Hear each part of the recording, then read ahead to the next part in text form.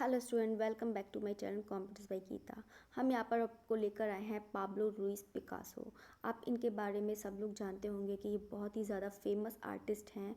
ये उन्हीं की ही पेंटिंग है गुएर्निका, जो बहुत ही ज़्यादा पॉपुलर पेंटिंग है, जो बनाई गई थी 1937 में बनाई गई थी।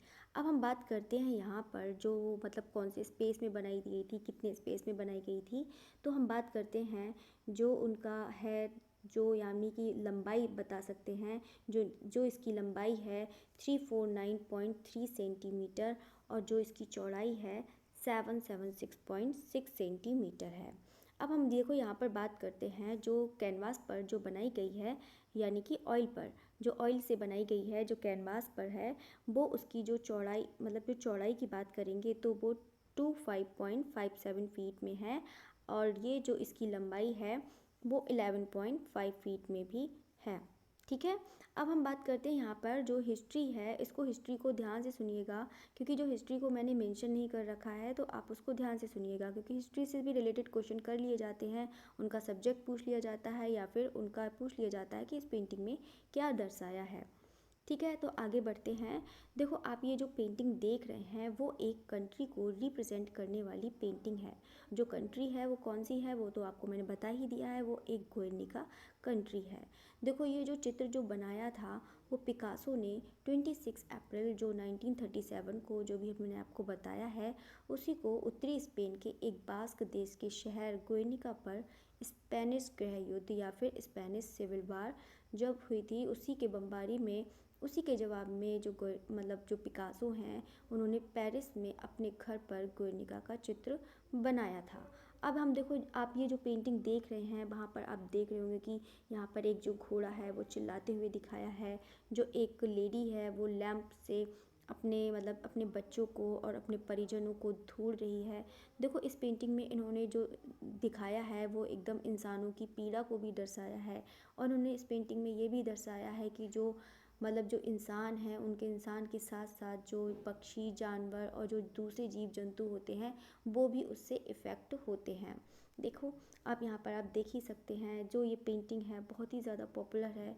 आप ये कह सकते हैं जो इसने पेंटिंग बनाई थी वो दुनिया भर में स्पेनिश गृह युद्ध पर लोगों का ध्यान आकर्षित किया था। ठीक है, हम नेक्स्ट बढ़ते हैं यहाँ पर।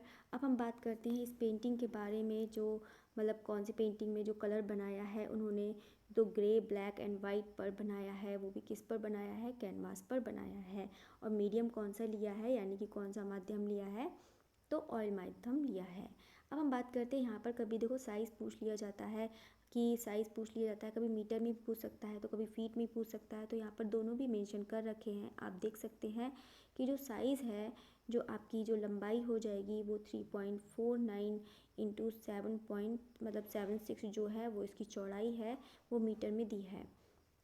अब हम बात करते हैं यहाँ पर जो उसकी जो फीट में की अगर हम बात करते हैं तो 11 फीट जो है, 11 फीट 5 इंच है इंटू 25 फीट 6 इंच में दिया है। ठीक है, तो आप जो इसकी जो माप है, जो इसका मेज़रमेंट जो है वो आप इसको ध्यान से देख लीजिएगा।